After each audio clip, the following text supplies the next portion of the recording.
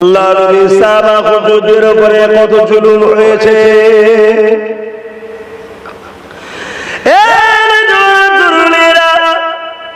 আল্লাহ নবীর সাহাবী হযরত খুবাইব রাদিয়াল্লাহু তাআলা এমন করে দিনাকে কিছু মুনাফিক মুসলমান এসে আমার নবী পাকের হাতে হাত দিলে। তারা ছিল ধর্মে ইহুদি, ধর্মে ছিল খ্রিস্টান। আমার নবী পাকের কাছে এসে কলেমা বললো, মুসলমান সাজার নাটকটা করলো। আমার নবী পাকের কাছে কিছুদিন দিনও শিখলো। শিকার করে বলতে লাগলে, ইয়া রাসূলুল্লাহ হাবিবাল্লাহ, আপনি যদি কয়েকজন সাহাবীকে দেন যারা কোরআন ভালো করে মানুষকে বোঝাতে পারবে, তাহলে আমাদের এলাকায় কি যদি বুঝায় অনেক মানুষ পরিবর্তন হয়ে যাবে। এই যুবকেরা তরুণেরা আল্লাহ নবীর সাহাবী একটা কাফেলা পাঠিয়ে দিল।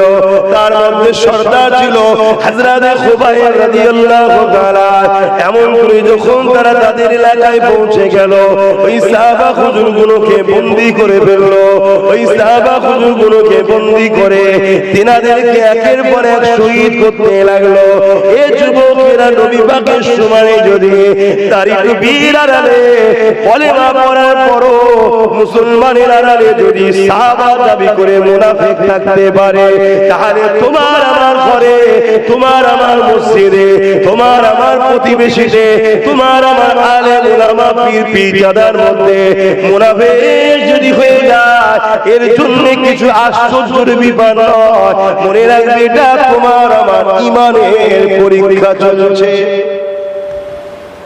আল্লাহ নবী বলছেন, আসমানের নিচে জমিনের উপরে সব থেকে দামি হলো তারা যারা কিনা কোরআনের জ্ঞান হাদিসের জ্ঞান অর্জন করেছে এবং আল্লাহ পাককে ভয় করে।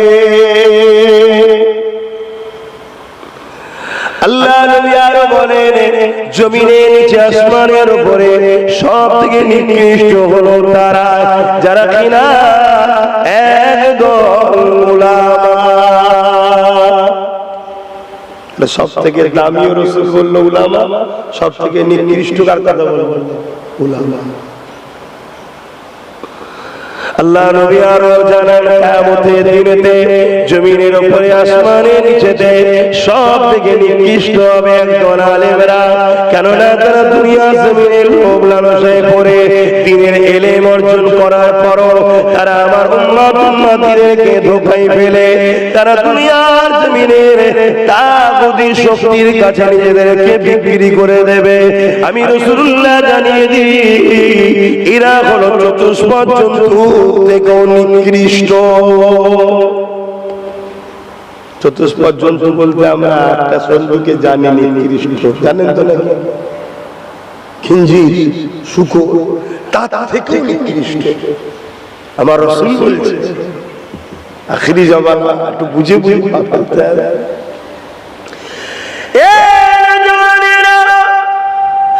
আলেমের ইজ্জত আল্লাহ দিয়েছে।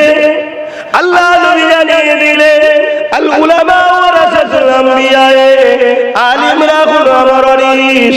তাই নবী পাক সাহাবারা যখন জিজ্ঞাসা করলেন, ইয়া রাসূলুল্লাহ হাবিবাল্লাহ, আমরা আপনার দরবারে এসে বসে আছি, আপনার নূরের মুখের দিকে তাকিয়ে রয়েছে, আপনার জবান থেকে কোরআনের বাণী শুনছি, আল্লাহর বাণী শুনতে লেগেছে।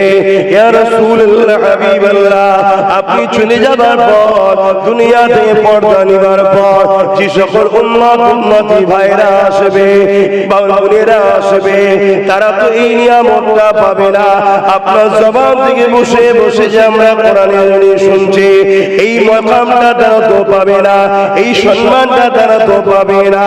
আল্লাহ নবী জানিয়ে দিয়েছিলেন, হে আমার সাহাবারা উম্মতিদেরকে জানিয়ে দেবে, আমি রাসূলুল্লাহ আমার যারা ওয়ারিস হবে, অর্থাৎ যারা উম্মতিকে আমি নবী আমার সঙ্গে যুক্তে চাইবে, দ্বীনের পক্ষে ডাকতে চাইবে, কথা বলতে চাইবে, এদের মুখের দিকে যারা তাকিয়ে তাকিয়ে দেখবে, তোমরা আমাকে দেখে যে নিয়ামত পাচ্ছ, ওই নিয়ামত আল্লাহ তাদের আমলনামায় দিয়ে দেবে।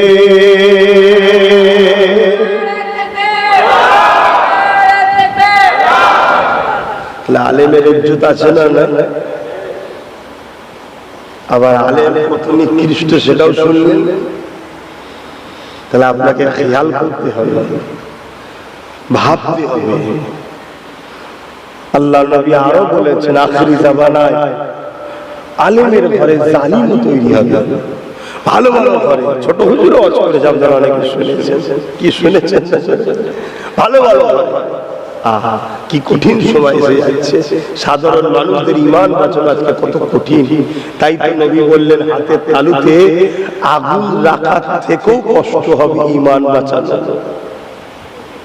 আগুন রাখা থেকেও কষ্ট হবে ঈমান বাঁচানো। আম মানুষ কোথায় যাবে?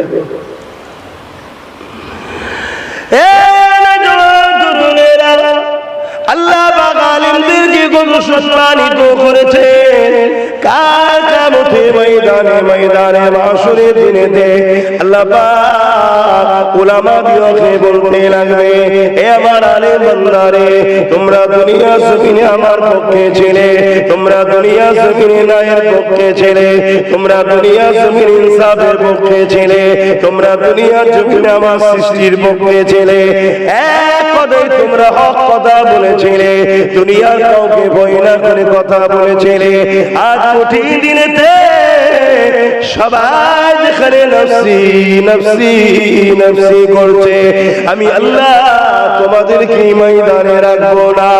আমার আলেম বান্দারা আল্লাহরা, আজকে দিনেতে আমি আল্লাহ তোমাদেরকে ইজাজত দিয়ে দিলাম, তোমরা বেহিসাব জান্নাতে চলে যাও। তাহলে কিয়ামতের দিনে আলেমরা বেহিসাব জান্নাতে যাবে। আলেমের সম্মান আছে না নাই? আলেম কোন আলেম? যারা হক কথা বলবে, যেমন ইমামে আযম হক কথা বলেছিল, সময়ের শাসক তার দুশমন হয়েছিল। ইমাম বুখারী হক কথা বলেছিলেন, সময়ের শাসক ইমাম বুখারীর দুশমন হয়েছিলেন। হযরত এমন ইমাম মালিক হক কথা বলেছিলেন, সময়ের শাসক তার দুশমন হয়েছিলেন। ফিরে আসেন আমার হিন্দুস্তানে, মুজাদ্দিদ আল-ইসানি হক কথা বলেছিলেন, সময়ের শাসক অত্যাচারী বেঈমান আকবর তিনার দুশমন হয়েছিলেন। এমনকি জেলে পর্যন্ত ভরে দিয়েছিলেন, জেলে ভরে দিয়ে কষ্ট জুলুম করেছিলেন। কিন্তু আল্লাহর মর্জিকে বোঝে হতভাগা আকবরকে গদি থেকে পদচ্যুত করে দিয়ে হযরতে বাশারুকি রাহমাতুল্লাহ আলাইহি তিনি ক্ষমতা দখল করলেন এবং মুজাদ্দিদ আল-ইসানিকে জেল থেকে উদ্ধার করে আজাদ করে দিয়ে তিনার কদমে বায়াত মুরিদ হয়ে গেলেন। শুনছেন তো? ইতিহাসগুলো জানতে হবে। তাহলে হাক্কানি আলেম চিনার একটা নমুনা বলে গেলাম, যে হক আলেম হবে, সময়ের শাসক যদি জালিম হয় তার বিরুদ্ধে হবে, যদি জালিম না হয় তার বিরুদ্ধে হবে। কথা মাথায় ঢুকছে? এটা হলো একটা নমুনা। আপনি বলুন না কার কথা বলবেন, বলুন না। হযরত গরিব নওয়াজের কথা বলুন, বিরুদ্ধে ছিল না ছিল না সময়ের শাসক? যুগে যুগে যত ইতিহাস আপনি দেখবেন, হাক্কানি আলেমদের একটা নমুনা, সময়ের শাসক জালিম শাসক যদি হয়, হাক্কানি আলেমদের বিরুদ্ধে থাকবে।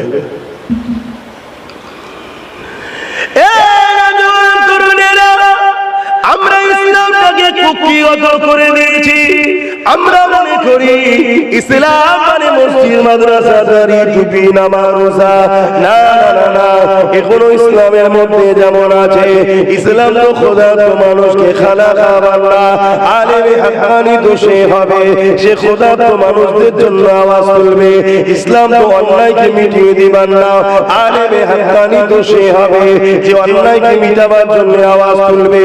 সে অন্যায়টা নেশাগ্রস্ত শরাব থেকে শুরু করে হিরোইন থেকে শুরু করে আরো কি না কি নেশা আছে, এগুলোকে বন্ধ করার জন্য আওয়াজ তুলবে। আলেম তো তিনি হাক্কানি হবে যে সমাজের যে কোনো মানুষ যদি বিপদে পড়ে যায় তার পক্ষে দাঁড়িয়ে আওয়াজ তুলবে। এটা তো আলেমে হাক্কানীদের আদর্শ হবে। কেন আমার নবী পাক খলিল সবার মনে, আমার নবী পাক সর্বসময় মজলুমদের সাথে ছিল, জালিমদের বিরুদ্ধে ছিল। আলেমে হাক্কানীদের নমুনাও তো এটা হবে, যারা সর্বসময় মজলুমদের সাথে হবে। সে মজলুম মুসলমান হতে পারে, তারও চোখে কথা বলবে। সে মজলুম যদি অমুসলিম হয়, আলেমে হাক্কানী তার জন্য কথা বলবে। কেননা আমার আল্লাহ সৃষ্টি, আল্লাহ সৃষ্টিকে যে ভালোবাসলো, এই আল্লাহ পাক তাকে কিয়ামতের দিন ভালোবাসবে। এখন আসেন যে কথা বলতেছিলাম, আল্লাহ পাক ওই আলেমকে বলতে লাগবে, তোমরা বেহিসাব জান্নাতে চলে যাও। ওই আলেমগুলো যখন জান্নাতে যেতে লাগবে, এই সময় একদল বান্দা বান্দিরা তাদেরকে দাঁড় করিয়ে দেবে। ও আল্লাহ পাকের আলেম বান্দারে, দুনিয়ার জমিনে আপনারা যখন ওয়াজ করতে বলতে থাকতে, আল মারহু মা মান হাব্বা, দুনিয়ায় যে যার সঙ্গে থাকবে পরকালে সে তার সঙ্গে থাকবে। দুনিয়ার জমিনে আপনাদের মাহফিলে যেতাম, আপনাদের মজলিসে যেতাম, আপনাদের মিটিং এ যেতাম, আপনাদের ডাকে সাড়া দিতাম, আপনাদের পাশে দাঁড়িয়ে থাকতাম, আপনাদেরকে সর্বদিক দিয়ে সহযোগিতা করতাম। আজ কিয়ামতের দিন আপনি জান্নাতে চলে যাচ্ছেন আমাদেরকে বাদ দিয়ে, অথচ আপনি হাদিস শোনাতেন আল মারহু মা মান হাব্বা, দুনিয়ায় যে যাকে ভালোবাসবে তার সঙ্গে জান্নাতে যাবে।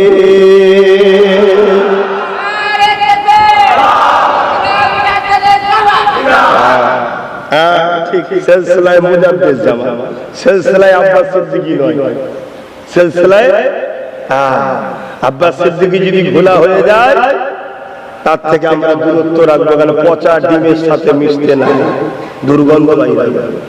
সিলসিলার আব্বাস সিদ্দিকীর বাবের সিলসিলা কা মুজাদ্দিদ জামানের, আমরা মুজাদ্দিদ জামানকে ধরে রাখবো, তাই তো নাকি? আমি অনেক আগে বলেছিলাম যে আমার দাদা পীরের সিলসিলাটাকে টুকরো টুকরো করে দিবার বা ক্ষতি করার একটা ষড়যন্ত্র চলছে। কারণ কি? এক কথাই মানুষ কিন্তু দাদা পীর এবং তার পাঁচ আওলাদকে কিন্তু ভালোবাসে। এই যে বিশাল একটা মুসলিম ঐক্য, দাদা হুজুর কেন্দ্রিক, ফুরফুরা কেন্দ্রিক, এই ঐক্যটাকে ভাঙতে হবে।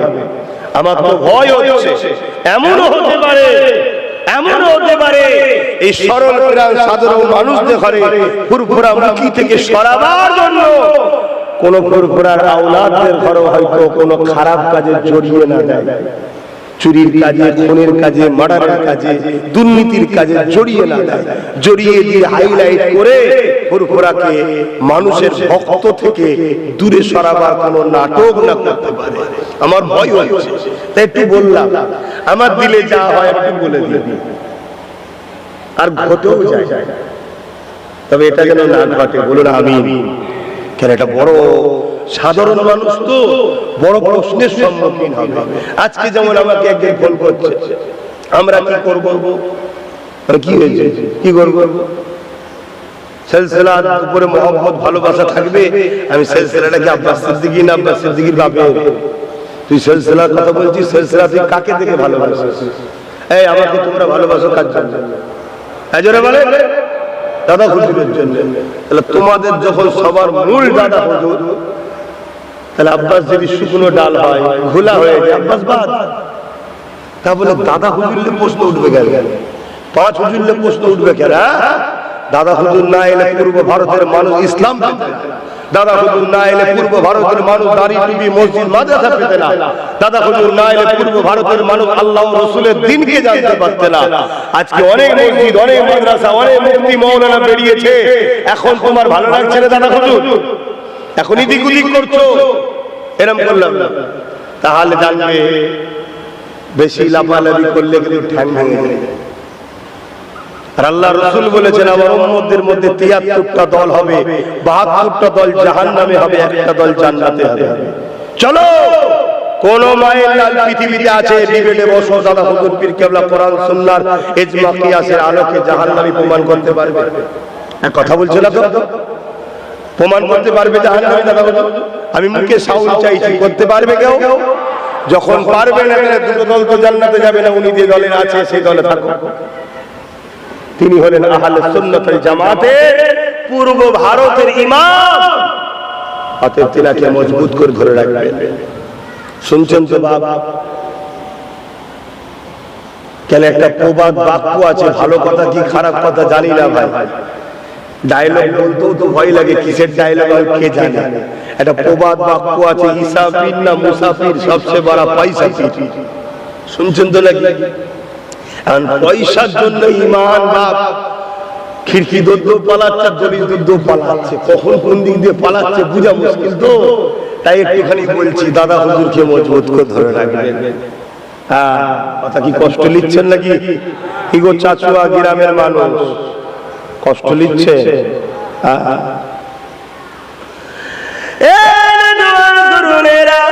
আল্লাহ পাকের আলেম বান্দাগুলোকে যখন তারা দাঁড় করিয়ে দেবে, আজ আপনারা জান্নাতে চলে যাচ্ছে, আমাদেরকে নিয়ে যাবেন না কেন?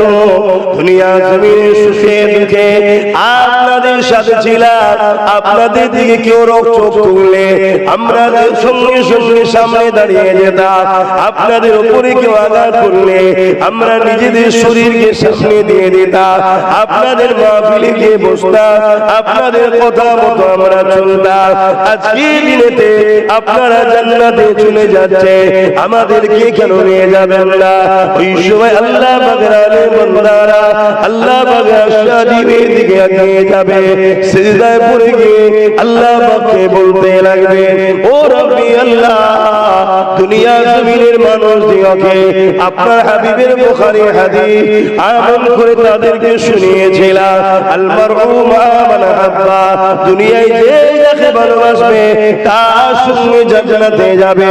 আজকে আমাদেরকে যারা প্রিয়ার করেছিল, মুহাব্বত করেছিল, আমাদের সাথ দিয়েছিল, আজকে তারা ময়দানে মাশরে রয়ে গেছে, আমাদেরকে জান্নাত যাওয়ার ইজাজতটা দিয়েছে, তারা আজকে বড় আনন্দ করছে, তাদেরকেও আমাদের সঙ্গে যাবার ইজাজতটা দিয়ে দেয়। আল্লাহ নবী জানিয়ে দিলে, এ যুবকেরা তরুণেরা, ওই আলেমে হাক্কানিদের খাতিরে আল্লাহ পাক তাদের প্রেমিকদের, তাদের সহযোগীদেরকে আল্লাহ পাক জান্নাতি বানিয়ে দেবে। আরো জোরে বলুন সুবহান। এখন যদি কারো ধারণা হয় আলেমে হাক্কানিগার এখন আছে, আলেমে হাক্কানি যদি না থাকে তো দুনিয়া আছে। শুনছেন তো নাকি? আচ্ছা, কে বলেছে? খুঁজে নিতে হবে, খুঁজে নিতে হবে। আমি তো একটা নমুনা বললাম, আর একটা নমুনা বলে যাই, যাদের কাছে গেলে, যাদের কাছে বসলে আল্লাহর কথা মনে পড়বে, এটা হলো আলেমে হাক্কানি চেনার একটা নমুনা। জোরে বলুন সুবহানাল্লাহ। যাদের কাছে গেলে, যাদের কাছে বসলে মুখ খুলে বয়ান করলেই চেষ্টা করবে আপনাদের ঘরে মুহাম্মদ রাসূলের সঙ্গে জুড়া, এটা হলো আলেমে হাক্কানিদের নমুনা। জোরে বলুন সুবহানাল্লাহ। নেই কে বলেছে? অতএব বাপ ভাই একটু বুঝে বুঝে চলুন। আলেমদের আল্লাহ অনেক সম্মান দিয়েছে, অনেক ইজ্জত দিয়েছে। বনি ইসরাইল কওমের নবী আলাইহিস সালাম আল্লাহ যে মর্যাদা দিয়েছে, আমার নবীর উম্মতের আলেমে হাক্কানিদের ঘরে আল্লাহ সেই সমকক্ষ মর্যাদা দিয়েছে, শুধু নবুয়তটা দেয়নি। জোরে বলুন সুবহানাল্লাহ। আসেন ফিরে যান বিশ্ব জুড়ে ইসলামকে মিটাবার ষড়যন্ত্র করছে, কেননা আবু জেহেল করেছিল। আবু জেহেল দেখেছিল মুহাম্মদ রাসূল ইনসাফের কথা বলে, আর আমি ইনসাফি করি। মুহাম্মদ রাসূলুল্লাহের কথা বলে আমি অন্যায় করে বেড়াই।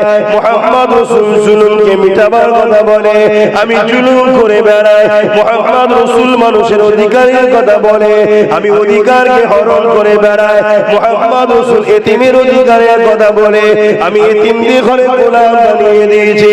মুহাম্মদ রাসূল নারীদের অধিকার সম্মানের কথা বলে আর আমি নারীদেরকে ভোগের পাত্রী বানিয়ে দিয়েছি। এ যুবকেরা তরুণেরা, এই জন্য আবু জেহেল আমার রাসূলুল্লাহকে রুখতে চেয়েছিল, নানান দিকে চেষ্টা করেছিল। আমার নবী পাক যখন সিজদায় পড়ে যেত, আমার নবী পাকের পিঠেতে পচা দুম্বার ভুঁড়ি দুর্গন্ধ ভারী জিনিস চাপিয়ে দিত। আর রাহমাতাল লিল আলামিন নবী আমার ওই অবস্থাতে সিজদায় পড়ে থাকতো, ওই অবস্থাতে সুবহান রাব্বিল আলা তাসবিহ পড়তে থাকতে মাথাকে তুলতে পারতেন না, কেননা ভারী দুর্গন্ধময় পচা দুম্বার ভুঁড়ি চাপানো রয়েছে। এদিকে রাসূলুল্লাহর কলিজার টুকরি খাতরে জান্নাত যখন দেখতে পেতে, ওই সময় তিনি আগে এসে আব্বা জানের পিঠ থেকে ওই পচা দুর্গন্ধময় ভুঁড়িকে নামিয়ে দিত। আল্লাহ নবী তখন মাথা তুলতে পারতে। এই যুবকেরা নবী পাকের উপরে কত জুলুম করা হয়েছে। একটু ডান দিকটা চেপে যাওয়া যায় কি দেখেন, একটু দেখেন যদি পারেন একটা রাস্তা করে দেন, লোককে যেতে দেন। শুনছেন তাহলে আমার নবীর উপরে কত জুলুম হয়েছে। সেই নবীর উম্মত আমাদের উপরে জুলুম হবে না? ঠিক হবে না? যদি হয় তাহলে তো জানবেন ঠিক জায়গায় আছে, না হলেই তো সন্দেহ। হ্যাঁ, এখানটা কাউকে বসা, এখানটা কাউকে বসে দেন, কেউ এলে বলবেন। যদি জুলুম হয় তবেই তো জানবেন ঠিক জায়গায় আছে, না হয় তো সন্দেহ। আল্লাহ নবী সাহাবা হুজুরদের উপরে কত জুলুম হয়েছে।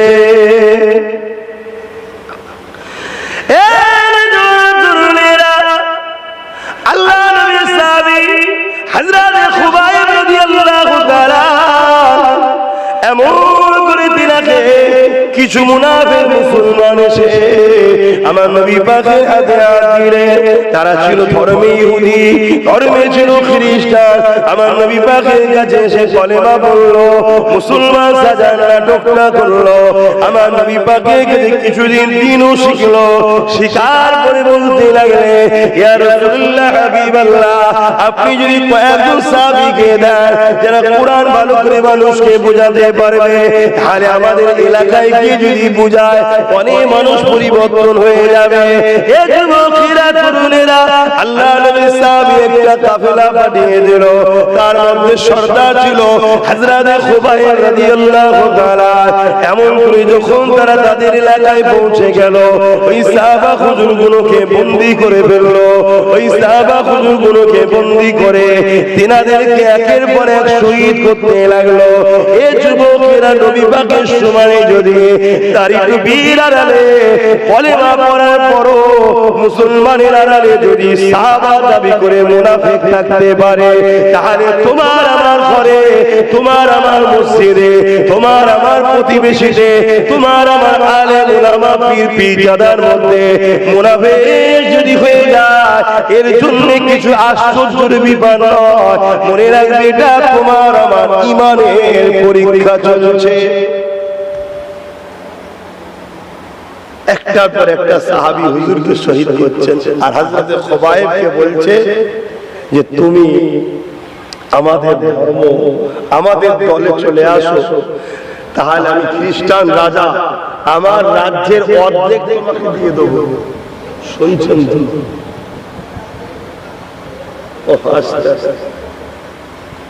আস্তে আস্তে কথা বলো। অর্ধেক রাজত্ব দিয়ে দেবো। নানা রকম প্রলোভন দিচ্ছে, লোভ দিচ্ছে।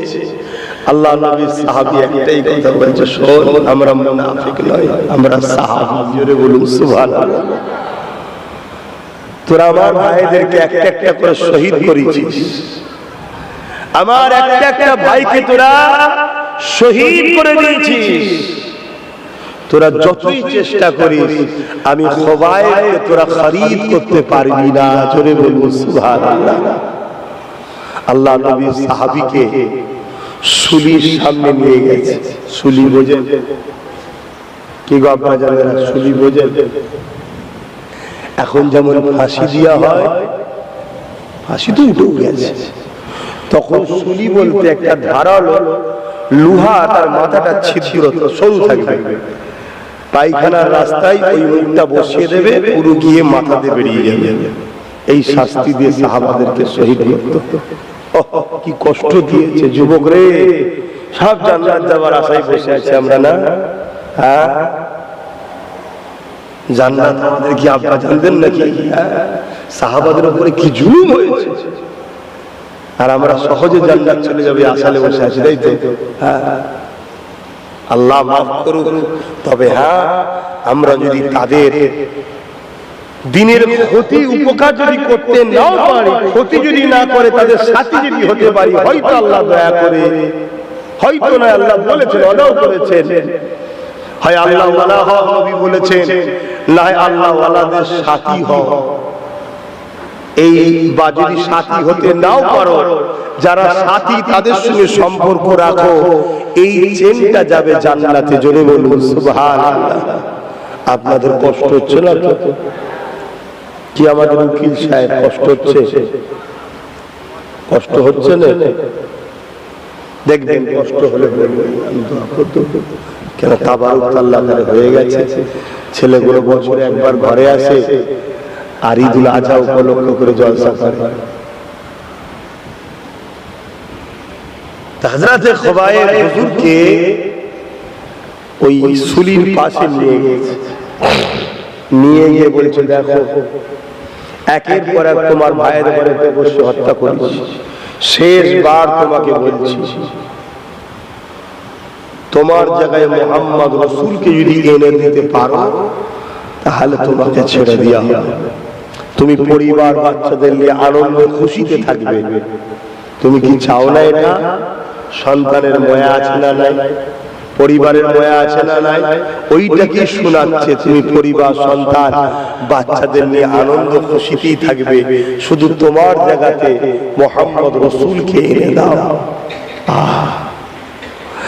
আল্লাহ নবী সাহাবী হযরতে খুবাইব হুজুরকে বলেছিলেন, এ জালিম খ্রিস্টান বাদশা, কি মনে করিস তোরা আমাকে?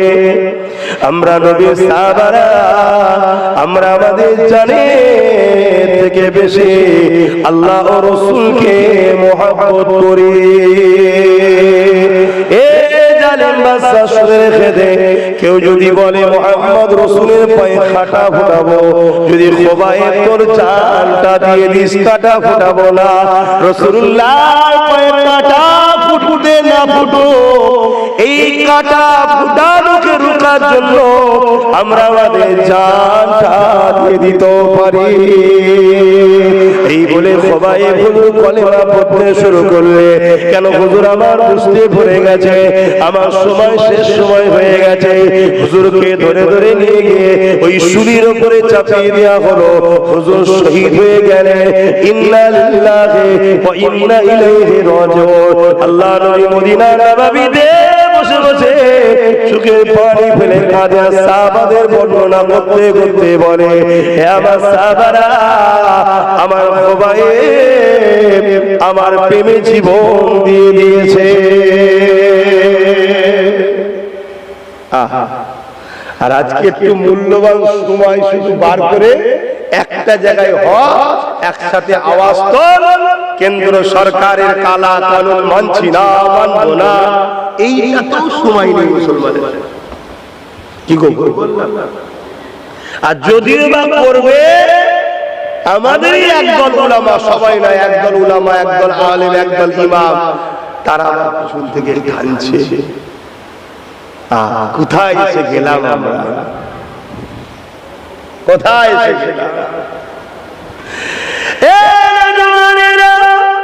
আল্লাহ নবী সাহাবাদেরকে বললেন, এ সাহাবারা, অচিরে আমার উম্মত উম্মতিরা আখিরি জামানায় প্রচুর মার খাবে। সাহাবা হুজুররা বলতে লাগলেন, ইয়া রাসূলুল্লাহ, হাবিবাল্লাহ, সংখ্যা কি তাদের কম হবে? আল্লাহ নবী বললেন, না, সংখ্যা কম হবে না। তাহলে কেন তারা মার খাবে? আল্লাহ নবী বললেন, সংখ্যা কম হবে না। শুনছেন তো নাকি? সংখ্যা কম হবে না। তাহলে কেউ যদি বলে আমাদের সংখ্যা কম, সে মৃত্যু। আমাদের সংখ্যা কম নয়। শুনছেন তো, সার্ভে করা তো বন্ধ করে দিয়েছে, জনগণনা করা বন্ধ করে দিয়েছে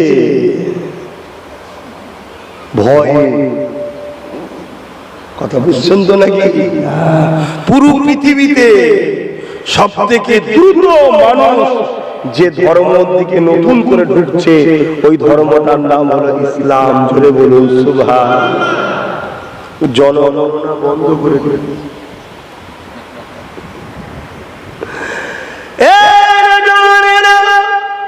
আল্লাহ নবী বললেন, বাবা সাহাবারা, তাদের সংখ্যা কম হবে না।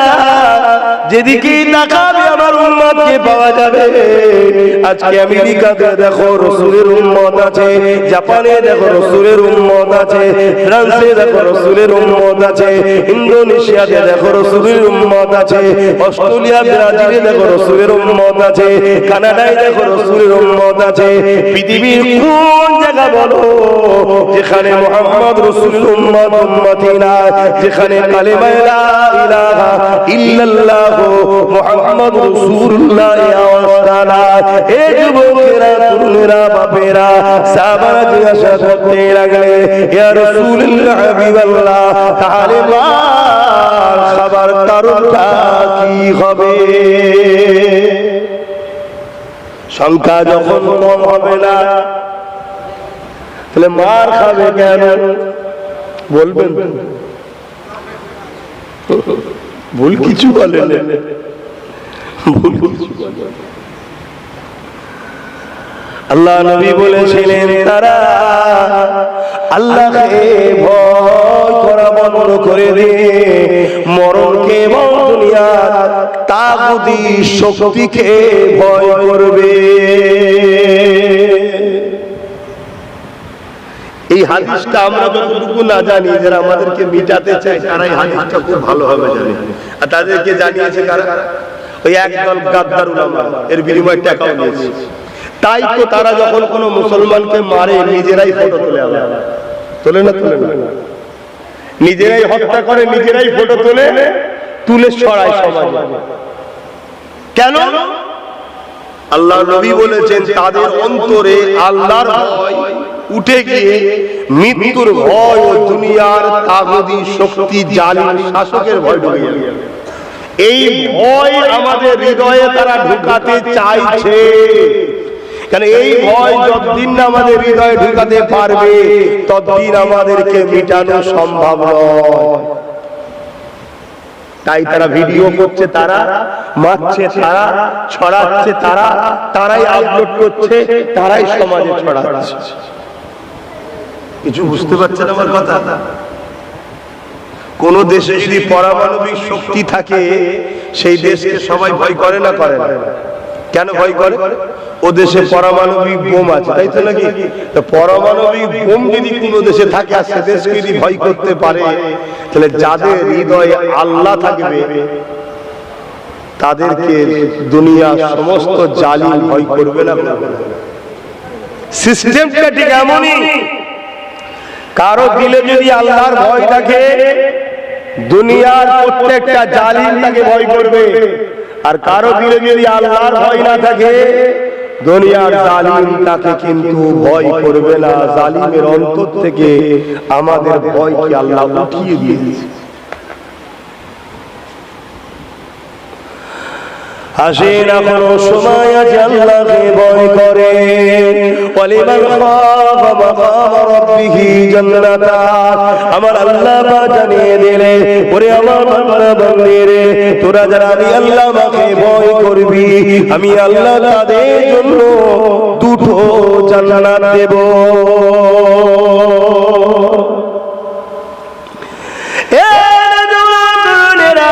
আল্লাহর ভয় যাদের হৃদয়ে আছে, দৈনিক 5 ওয়াক্ত নামাজ তারা ইচ্ছা করে কখনো কাজা করতে পারে না, কারণ জানে আল্লাহ দেখছে। এটাই তো ভয় দেখানো না, আল্লাহর ভয় যাদের হৃদয়ে আছে তারা যদি অন্যায় রাস্তায় চলে যায়, অন্যায় যদি করেও ফেলে, সঙ্গে সঙ্গে তাদের মধ্যে এই অনুশোচন আসবে না আমি অন্যায় করে ফেললাম, না আমি ভুল করে ফেললাম, সঙ্গে সঙ্গে সে তওবা করবে। আর তওবাকারীকে আল্লাহ বড় পছন্দ করে। এই যুবকেরা, তরুণেরা, বাপেরা, এই নম্বর হলো বান্দাদের অন্তরে আল্লাহর ভয় উঠে যাবে। তারা দুনিয়ার লোভ লালসায় পড়ে যাবে, দুনিয়াকে তারা ভয় করবে, মৃত্যুকে তারা ভয় করবে, মৃত্যু থেকে তারা পালাবার জন্য চেষ্টা করবে। কিন্তু কোন এমন জায়গা নাই যেখান থেকে তোমাকে মৃত্যুর হাত থেকে বাঁচাতে পারবে।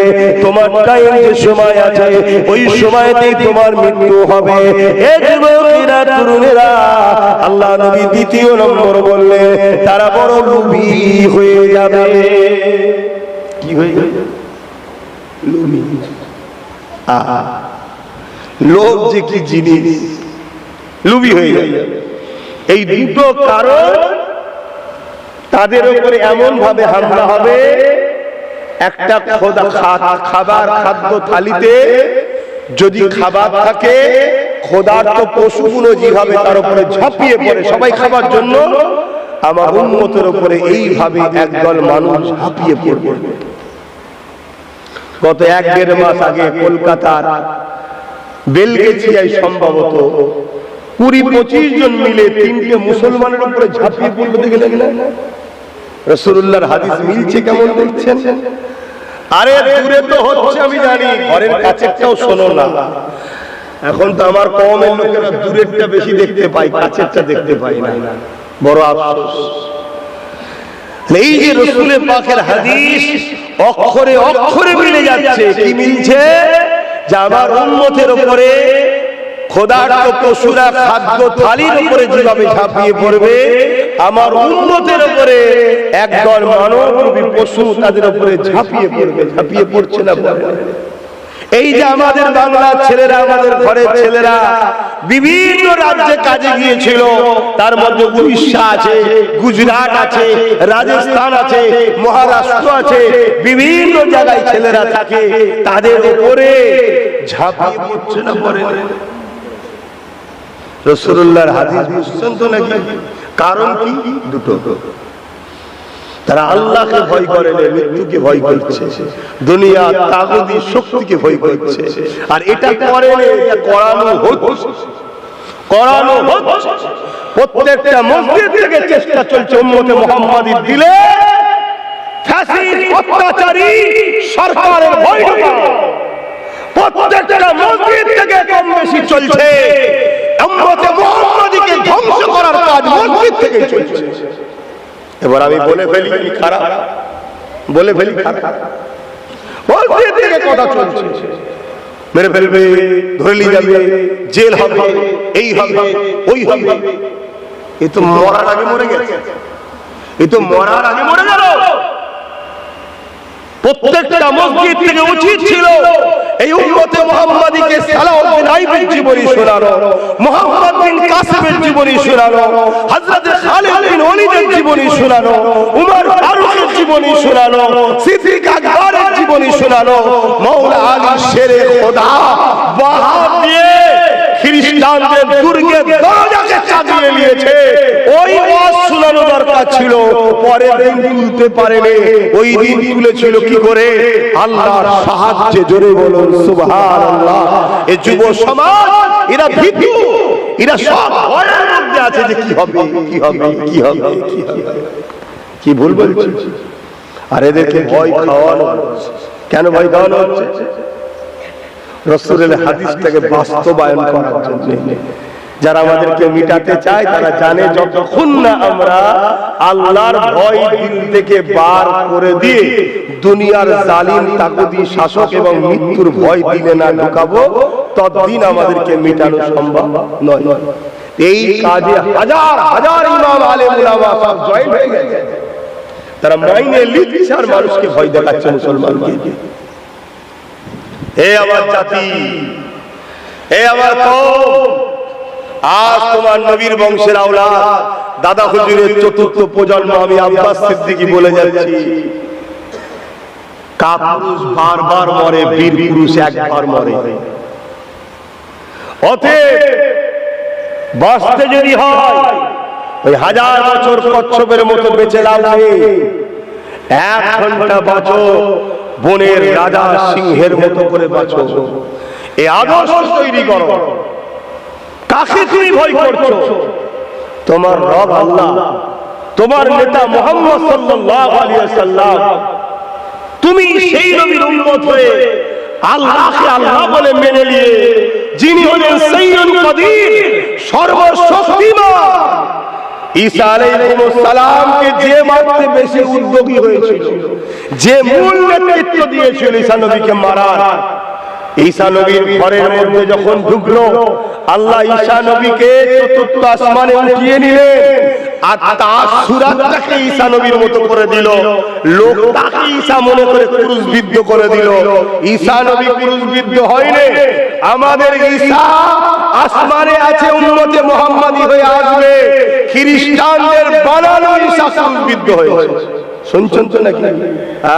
আমাদের ঈসা আলাইহিস সালাম তিনি আসবেন, উম্মতে মুহাম্মাদীর সিপাহসালার হবে। হযরতে ইমাম মেহেদী আলাইহিস সালামের নেতৃত্বে এই উম্মতকে পৃথিবীর বুকে ফতেহ দিতে আসবে। আর সেই উম্মত এখন ভয়ে লুকোচ্ছে, ভয় পেয়েছে। এ ভয় খাওয়ানো হচ্ছে যুবক। এ ভয় থেকে তেরে বাহির হও, এ ভয়কে জয় করো। এ ভয় থেকে মুখ ফিরিয়ে নিয়ে হবে না, এ ভয় থেকে আগিয়ে যেতে হবে। তুমি কোন জায়গায় যাচ্ছ বা ঘরের মধ্যেই আছো, একবার যদি পিছনে তোমার কিছু একটা হয়েছে আর ভয়কে যদি তাকাও, তারপরে দেখবেন প্রায় সময় তোমার এই ভয় লাগছে। হয় না? হয় না? আর তুমি একবার সাহস করে যেখানে ভয় লেগেছে সেখানেই যাও, দেখি তো কি হচ্ছে, আর ভয় লাগবে না। আমার কথা কি ভুল লাগছে নাকি? একটু হাসি না, অসুবিধা হচ্ছে, জলসা কিছু ভুল হচ্ছে কি গো? হাসি না বলবো তো না, তাবারুকের জন্য বসে বসেছে। এই বিপদে পড়ে গেলাম, উঠে গেলে তাবারুকও পাবো। কে বলেছে পাবে? লাইন করতে দেখবেন, ওইখানে এক্ষুনি ব্যবস্থা করে দিতে পারি।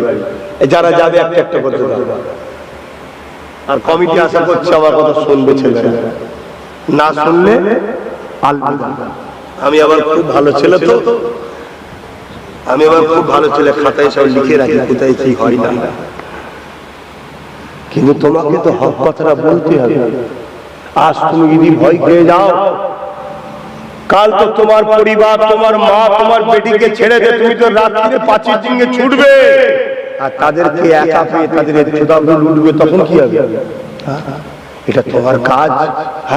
তুমি তো বীর, তুমি তো সালাউদ্দিন আইবির উত্তরসূরি, যিনি মুসলিমদের পক্ষে দাঁড়িয়ে, অসহায়ের পক্ষে দাঁড়িয়ে, গরিবের পক্ষে দাঁড়িয়ে, সভ্যতা মানবতার পক্ষে দাঁড়িয়ে 125টা লড়াই করেছে।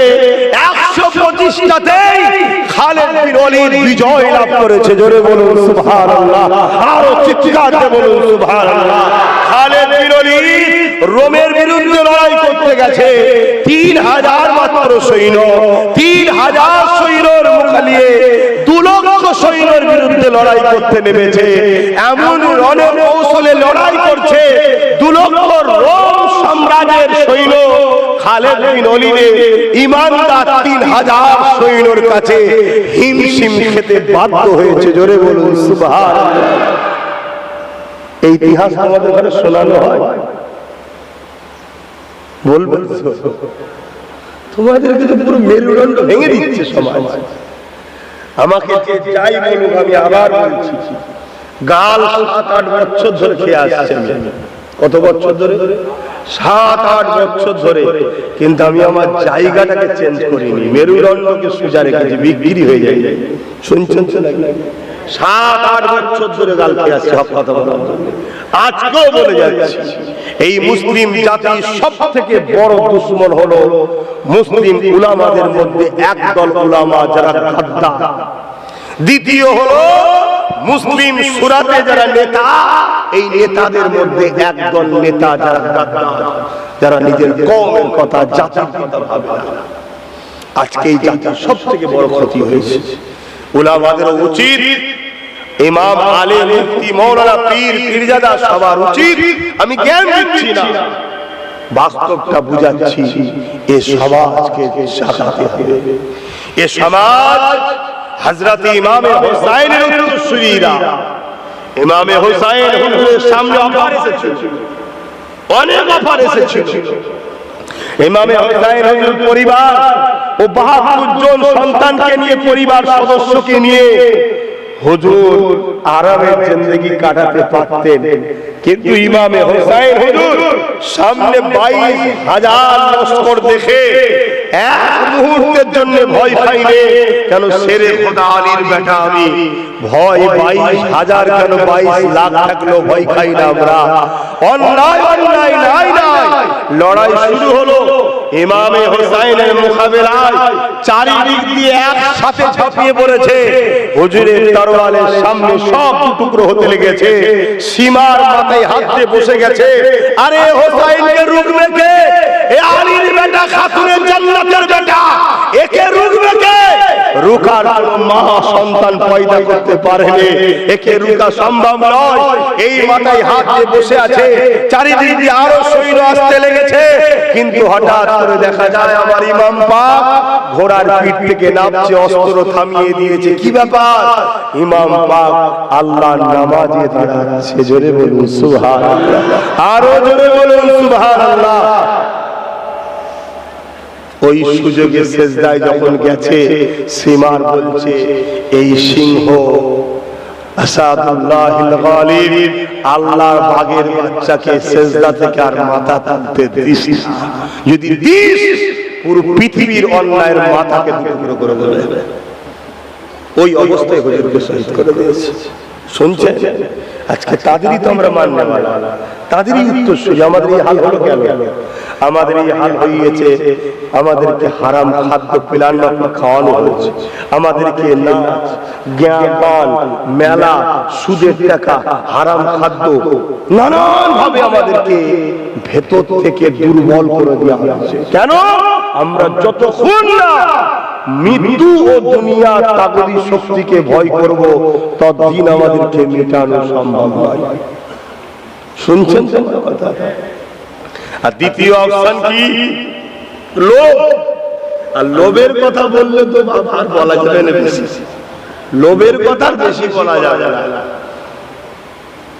কথা বুঝে আসছে? সাধারণ লোক যদি লোভ করে, গরিব যদি লোভ করে, এটা একটা বলা যেতে পারে বেচারি নাচার, যাদেরকে আল্লাহ কোনো অভাব দেয়নি, কোনো দিক দিয়ে অভাব দেয়নি, তারাও এখন অনেকে লোভে পড়ে যাচ্ছে। তাম মানুষের কথা কি বলবো? এজন্য মনে হয় হজ বন্ধ করে দেওয়াই ভালো। হক কথা বলার মতো উপায় নেই বাবা। হক কথা বলার জায়গা আছে? কিভাবে সে বলবো? তো হক কথা বলার জায়গা আছে, কি হক কথা বলবো? হক কথা বললে তো প্রথমে নিজের জুতলে নিজের গালে মারতে হবে, নিজেই তো আসামি হয়ে যায়। যাক, বুঝার হলে বুঝে নেবে, না বুঝার হলে আমি এর থেকে বেশি আর বুঝাতে পারলাম না, আল্লাহ যেন আমায় মাফ করে দেন। তবে ইসলামে একটা ছাড়ও আছে, সেটা হলো কি? সেটা হলো এটাই, যে জায়গায় তোমার হক কথা বলা যায় না, সেখান থেকে তুমি দূরে সরে যাও।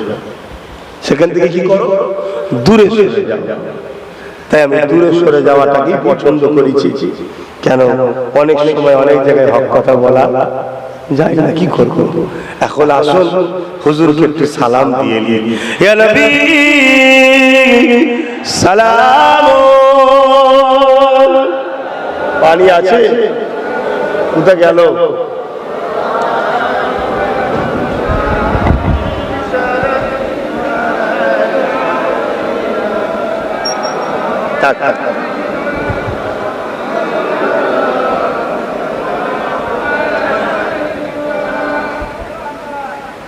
ভাইরা আমার,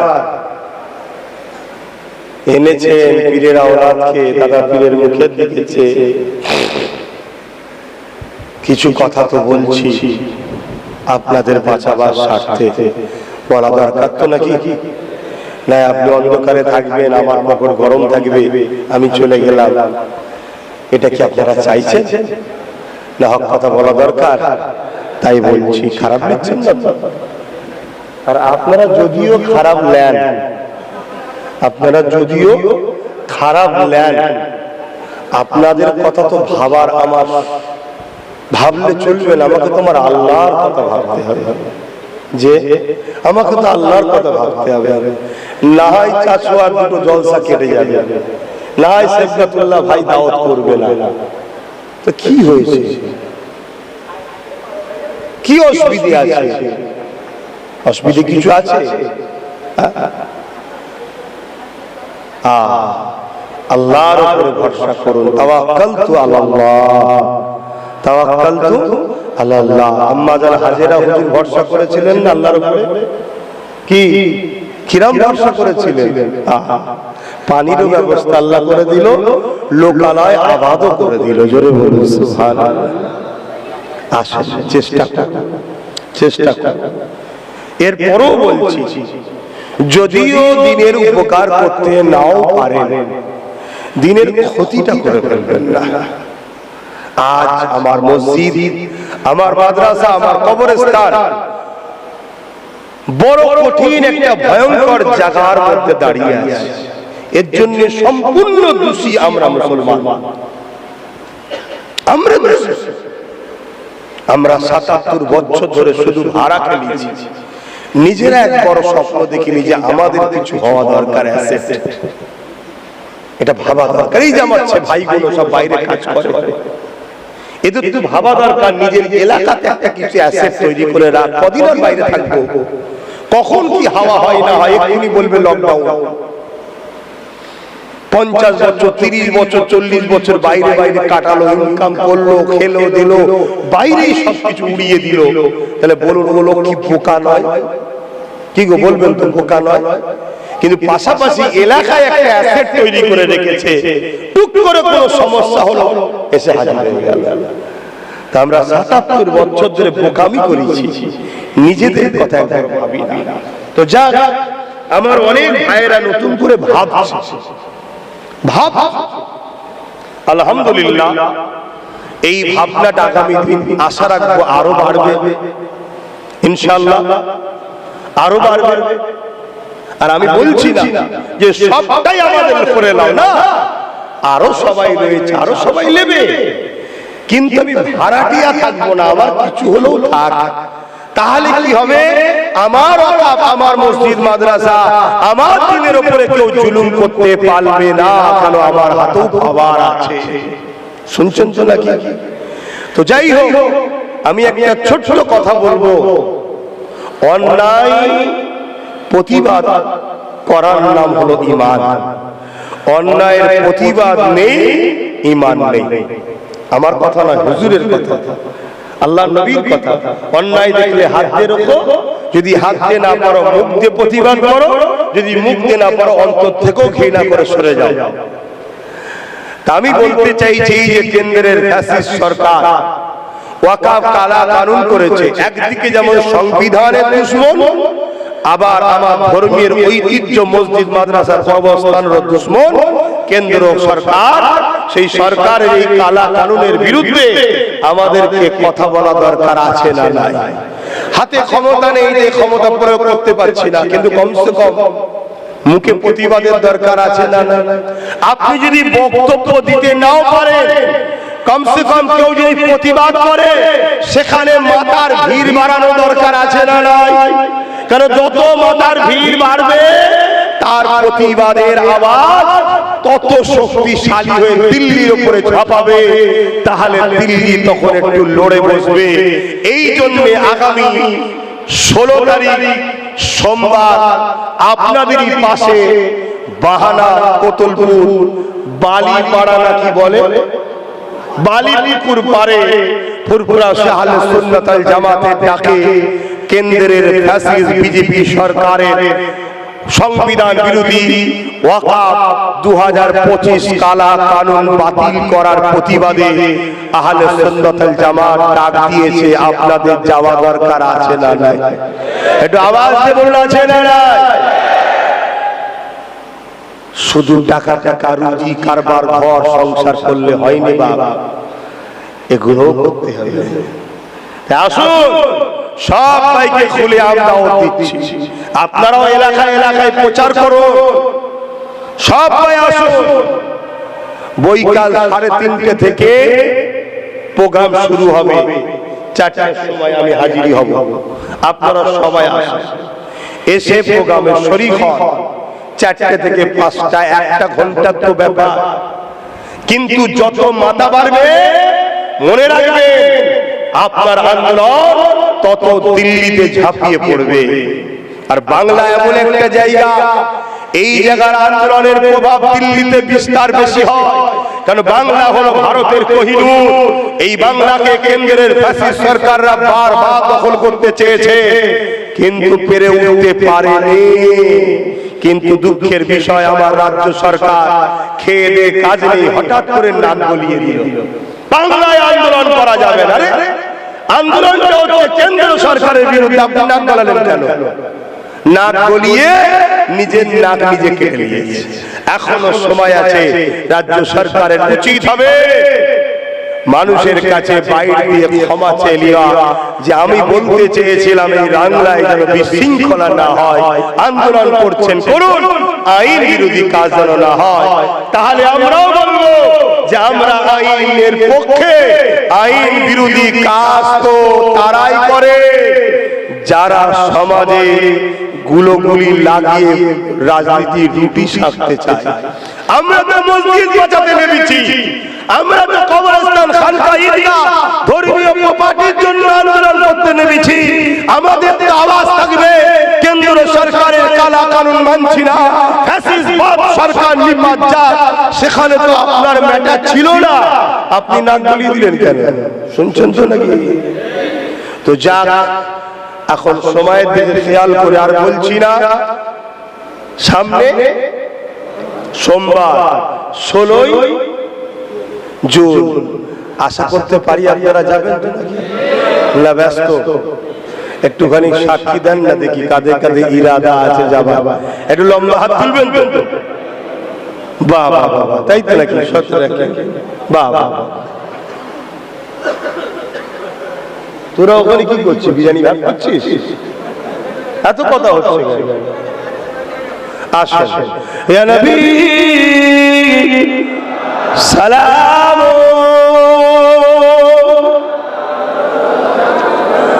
ইয়া রাসূল, ইয়া হাবিব সালাম,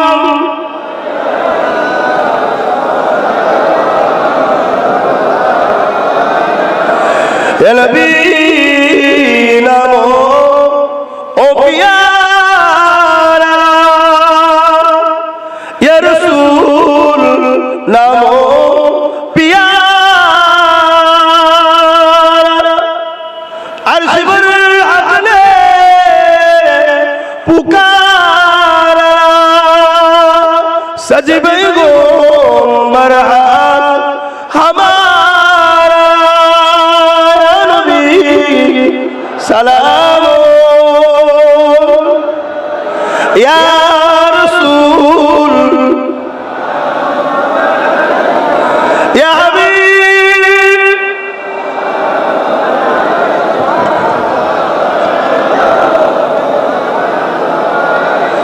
जिब्रील दिले आवाज़,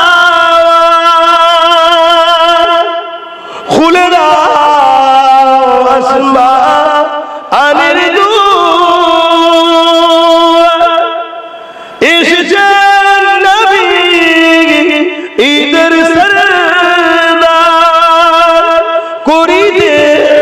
আল্লাহ আর দিদা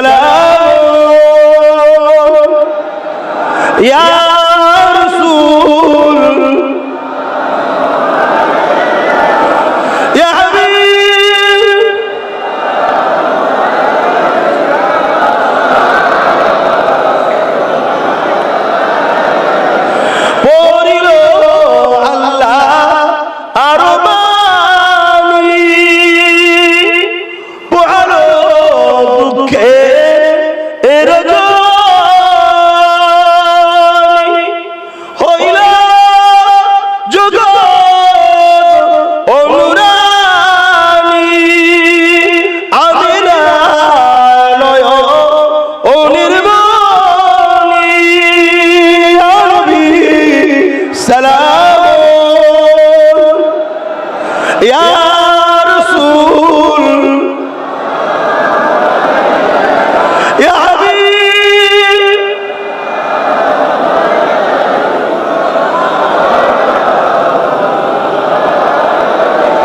সকলে গায়ে গায়ে গলা গলা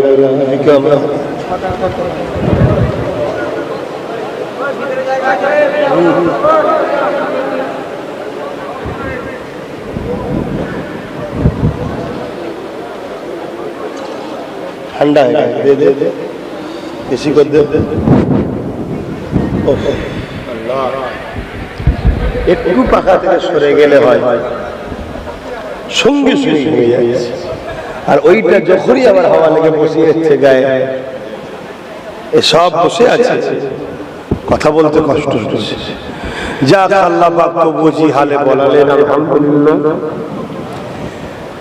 সকলে বিসমিল্লাহ শরীফের সঙ্গে 11 বার দরুদ শরীফ, 3 বার শরীফ ফাতিহা শরীফ, 10 বার সূরা ইখলাস শরীফ তেলাওয়াত করুন, দোয়া চাওয়া হবে। এই বাবু বসে যাও না, এই ভাই বলো বসে যাও, তাবরক নেবে না? নবিয়ানা মাহফিলে বসতে পেস্টেজে লাগছে। এই আমাদের কি ভাই জানো সেবগাতুল্লাহ ভাই, আপনাদের এই জলসা কমিটির এলাকার যারা আছে বাইরে বাইরে থাকে, যাবার আগে যেন সব একটু দেখা করে যায় আমার সাথে, শুনছেন? দেখা করে যাবে। কিছু যদি করতে নাও পারি, বিপদে পড়লে দোয়া তো করতে পারবো রে বাবা। দোয়া কি কাজে লাগবে না?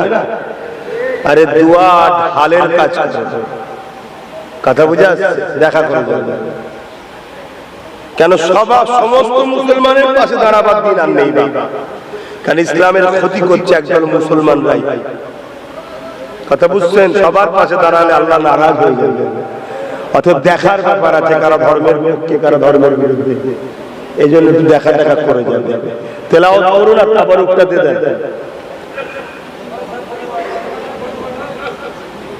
পানি ঠান্ডা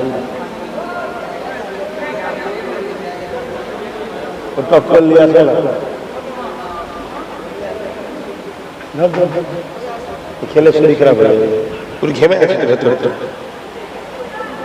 একদম হালকা হালকা, শুধু ঠান্ডা ভাবটা মেরে দেওয়া। ও কত জীবন দেখেন, কিরকম জীবন, একটু ঠান্ডা পানি খাবার উপায় নাই। ভাবছে হুজুরের খুব আরামই আছে। বিসমিল্লাহির রহমানির রহিম। তাবারুক দেন না, তাবারুক দিয়ে দেন। আমাদের চাচুয়া তরুলপুর সব এলাকার মানুষ, আপনারা সব দাদা হুজুরের মহব্বতের মানুষ, আমরা সেই দাদা পীরের আওলাদ মানুষ, রক্তে গোশতে তৈরি। আমার কথাবার্তা কাজ কামে যদি কোনো ভুল লাগে, পুরো ইজাজত দিলাম, শুক্রবারে দরবারে থাকি, আমার সঙ্গে ডাইরেক্ট গিয়ে আলোচনা করবেন। আমি আপনার পীরের ছেলে, ভুল করলে আপনারা কি চান ভুলের উপরে থাকি? আমি মানুষ, ডাইরেক্ট জুম্মার দিনে যাবেন, আমার সঙ্গে আলোচনা করবেন, মন খারাপ করে দূরে সরে যাবেন, 1 নম্বর। এরপরও যদি আপনি আলোচনা করার পর আপনার কথা যদি আমি না শুনি, ভুলের উপরেই থাকি, তাহলে আমার থেকে সরে যাবেন, দাদা হুজুর ছাড়বেন না, 5 হুজুর ছাড়বেন না, এটা মনে থাকবে। খবরদার, এটাকে মাথায় রাখবেন। আল্লাহ আমাদেরকে দাদা হুজুর 5 হুজুরের সঙ্গে হাসর নাসর করে যেন জান্নাত দান করে, বলুন আল্লাহুম্মা আমিন। সকলে তেলাওয়াত করুন, দোয়া চাওয়া।